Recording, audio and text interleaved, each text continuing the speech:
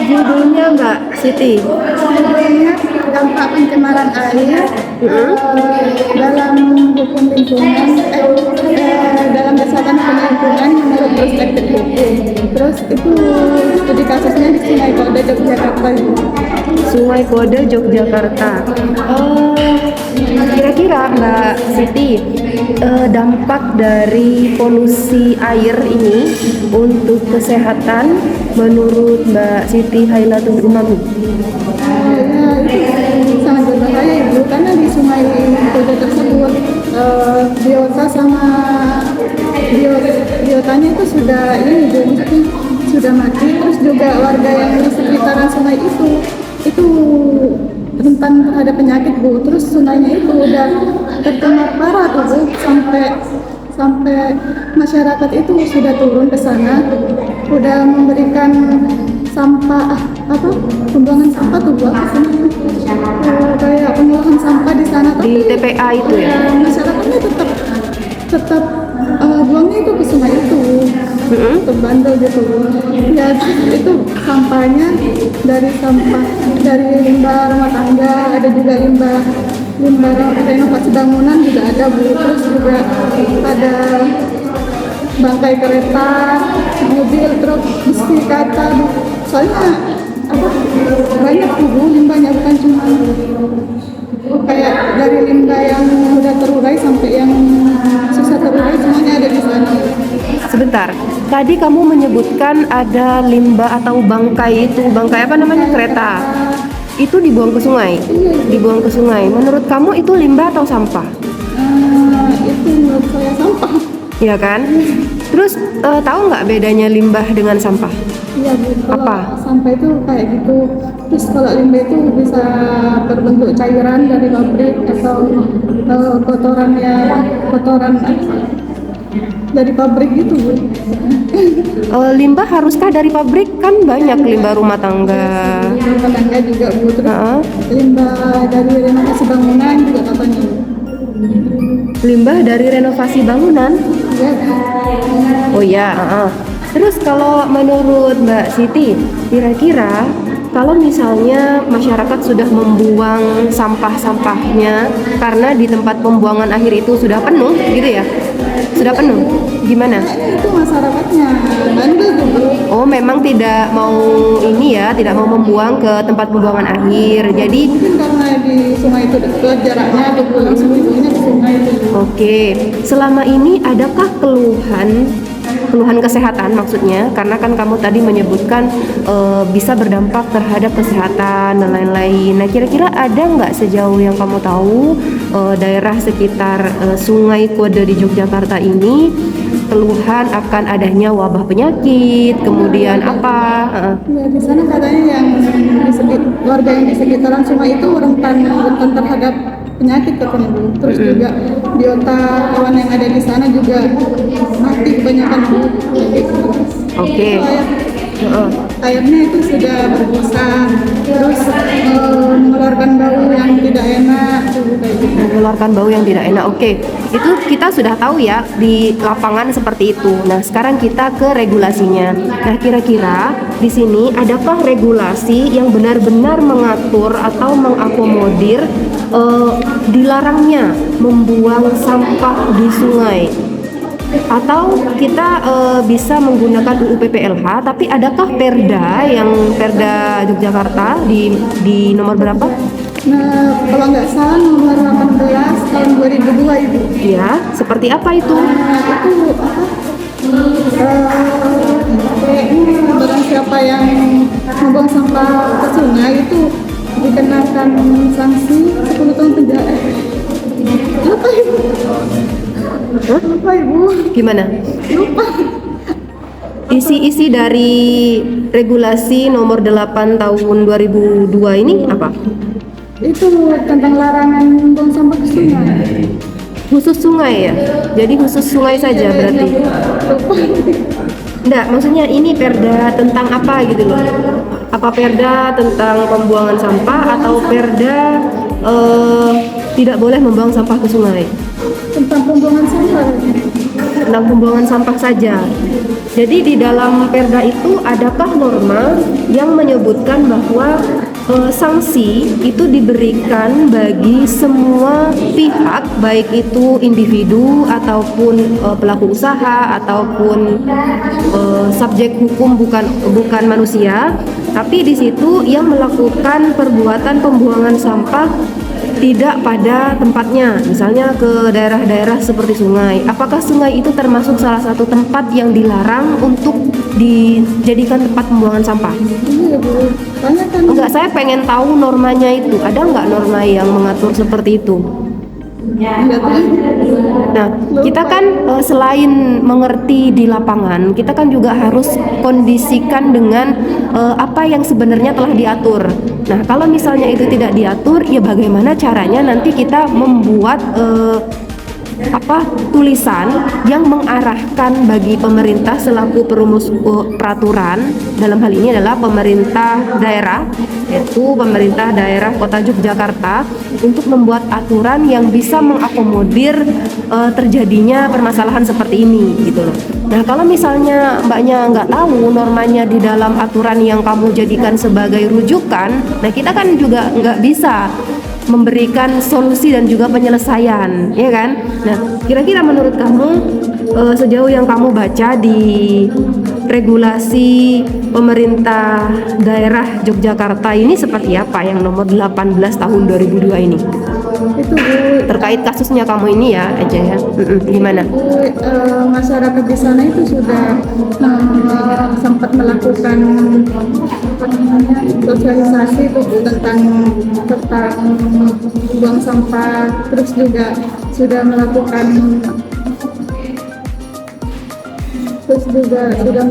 apa namanya, gotong royong bersama tuh Bu. Tapi kebanyakan masyarakatnya itu Bu susah diatur Bu, maksudnya tidak menaati peraturan pemerintahnya tuh Bu. Meskipun di sungai itu sudah dikasih pelang itu Bu, yang katanya peraturan daerah Yogyakarta yang nomor 8 tahun 2002 itu sudah dikasih di sungainya Bu, tapi tetap aja. Iya, oke. Mbak, kalau misalnya ya aturan itu ada, berarti kan nggak ada masalah dengan aturannya, ya kan? Sekarang yang kamu resahkan itu adalah kenyataan di masyarakat.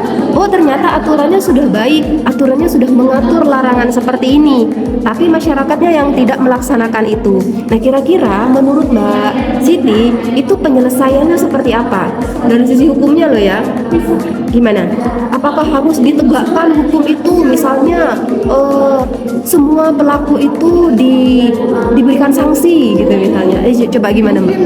Mungkin hanya sebatas yang tadi hanya sebatas pelang Bu, cuman itu tidak diterapkan tuh Bu. Misalkan diterapkan, ditegakkan bukan cuman berbentuk pelang tuh Bu, mungkin itu bakalan keluarga itu bakalan ada efek jerah mungkin Bu. Apa Mbak? Keluarga itu bakalan ada efek jerah mungkin Bu, kalau misalkan sudah ditindak tuh Bu. Itu masalahnya cuman pelang, tidak ditindaklanjuti tuh Bu sama pemerintah. Masyarakat atau pemerintah? Pemerintah Ibu. Apanya? Yang melanggar kan masyarakatnya. Oh, iya. Coba gimana? Nah, nanti saya tanya nanti ini peran pemerintah dalam melakukan penegakan hukum bagi pelaku pembuangan sampah di sungai itu. Iya. Coba gimana? Ya, peran pemerintah itu harusnya lebih tegas tuh Bu. Kan dari tadi saya nanya normanya ke kamu kan nggak ketemu yang mana yang bermasalah normanya. Nah, sekarang yang kamu permasalahkan kan yang terjadi di masyarakat. Nah, saya tanya sekarang peran pemerintahnya. Nah, sepertinya yang kamu ini arahnya ke empiris ya kan? Di sini empirical legal research ya kan kamu nulisnya. Jadi kamu arahnya mau ke empiris nih. Nah, nggak apa-apa pakai empiris. Jadi data-data yang kamu gunakan di sini adalah data-data yang notabene adalah mengarah pada pemberlakuan hukum di masyarakat. Nah, coba gimana? Kira-kira peran pemerintahnya, Mbak? Ya, menurut saya harus ya itu Bu, lebih tegas peran pemerintah dalam menangani kasus itu, harus lebih tegas tuh Bu. Tidak hanya Tegasnya gimana, Mbak? Memang selama ini yang terjadi seperti apa? Ada pelaku tapi pemerintahnya diam gitu ya? Iya, maksudnya cuma sebatas dikasih pelang perda itu Bu, tapi tidak di yang buang sampah di situ tapi tidak ditindaklanjuti tuh Bu. Maksudnya tuh kalau cuman pelang itu kan masyarakat itu tetap bandel tuh. Setidaknya kasih denda. Menurut kamu ya Mbak, menurut kamu misalnya nih kamu memang berada di posisi itu, di posisi pemerintah yang ditugaskan untuk menegakkan hukum lingkungan itu. Kamu melihat, misalnya ya, kamu melihat orang dengan sengaja membuang sampah apapun itu ke sungai di Jogja itu, apa yang akan kamu lakukan? Ya mungkin biar ada efek jerah, mungkin didenda aja. Dikasih denda itu Bu, sesuai dengan peraturan yang ada. Oh, gimana prosesnya kira-kira? Ya jadi ini Bu, dipanggil tuh Bu. Dipanggil? Iya. Gini loh Mbak, itu yang namanya perbuatan membuang sampah kemana? Ke sungai itu termasuk kejahatan atau pelanggaran? Pelanggaran. Pelanggaran. Tahu ya bedanya kejahatan dengan pelanggaran apa? Ya kalau pelanggaran itu ya kayak gitu. Kalau Kayak gitu gimana? Coba jelaskan. Coba dijelaskan. Pelanggaran adalah itu tidak bisa dipidanakan. Bisa? Bisa? Kan pidana nggak harus penjara. Iya, tapi kan kalau pelanggaran itu hanya minimal 10 hari. Memang kalau di hukum pidana tidak ada yang namanya pelanggaran. Justru di pidana ada pelanggaran. Nah, gimana itu? Kalau pelanggaran itu kayak misalkan tidak menaati rambu-rambu lalu lintas gitu. Kalau kejahatan bisa pembunuhan, penculik, perampokan gitu ya. Kalau kejahatan. Kalau pelanggaran contohnya seperti apa? Seperti buang sampah sembarangan. Itu termasuk pelanggaran. Iya, masuk pelanggaran. Oke, masuk pelanggaran. Betul. Terus kalau dalam hukum pidana, pelanggaran itu misalnya nih, pelanggaran tidak memakai helm, kemudian menerobos lampu merah, itu ada aturannya yang menyatakan seperti itu. Jadi bagi pelanggar itu yang menindak itu adalah polisi. Nah, kemudian kalau masalah hukum lingkungan ini yang menindak itu siapa? Polisi kah? Kayaknya ini Bu, pemerintahnya Bu. Yang ada. Pemerintahnya itu siapa, Mbak? Ya seperti, Bupatinya? Nah, siapa coba? seperti aparat desa mungkin Bu. Nah, itu ada nggak aturan yang seperti coba? Nggak tahu. Nah, ya itu yang saya maksud Mbak. Kira-kira ada nggak aturan yang bisa menurunkan tingkat pelanggaran itu? Kalau misalnya meskipun kamu nih ya, kamu ada di dinas lingkungan hidup, tapi kamu nggak punya aturan untuk langsung menangkap mereka, itu kamu nggak bisa. Coba kira-kira siapa yang berwenang untuk melakukan penegakan hukum terhadap pelaku pembuangan sampah ke sungai? Yang berwenang ya Bu. Yang memiliki kewenangan. Dari masyarakatnya sendiri mungkin Bu. Hah? Masyarakatnya sendiri itu.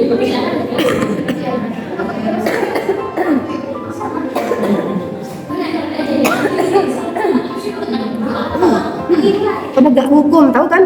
Oh iya Bu. Penegak hukum tahu siapa saja? Coba, ada siapa saja penegak hukum itu? Seperti polisi mungkin Bu. Terus Polisi, siapa lagi? Ada banyak penegak hukum di Indonesia. Jaksa, hakim, penasehat hukum. Ya. Nah, kira-kira dari keempat penegak hukum ini siapa yang punya kewenangan? Ayo, polisi mungkin Bu. polisi. Coba deh lihat tujuan dari polisi, tugas pokok dan fungsi dari polisi itu apa?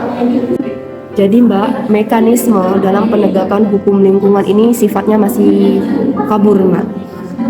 Ya, kita paham bahwa pelanggaran terhadap penegakan hukum lingkungan itu masih sangat tinggi, ya kan?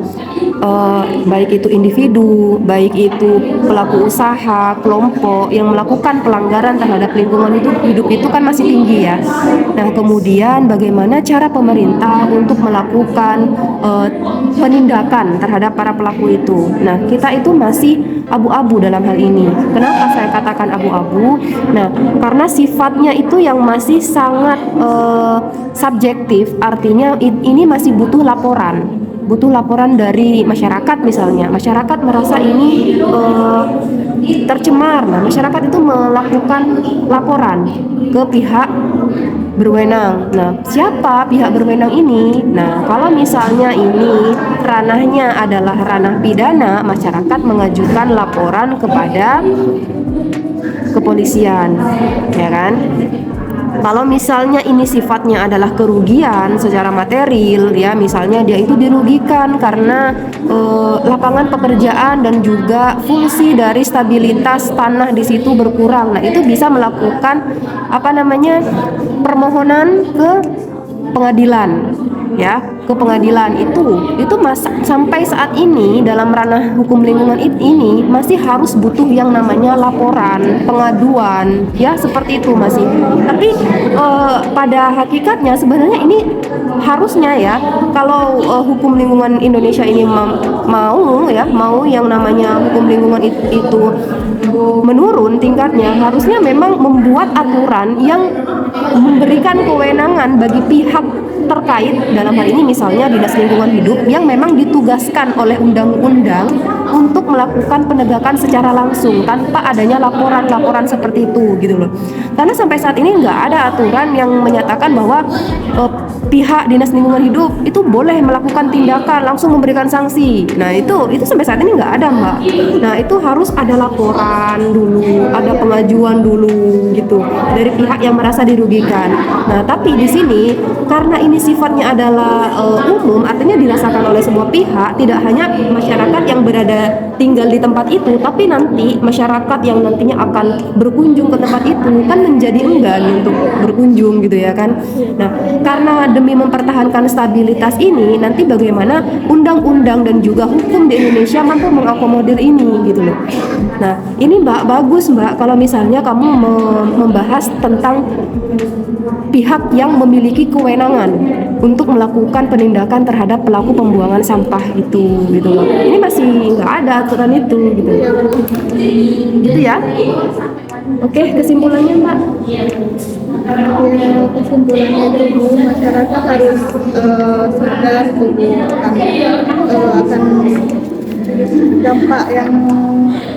dampak nanti suatu saat yang akan terjadi gitu.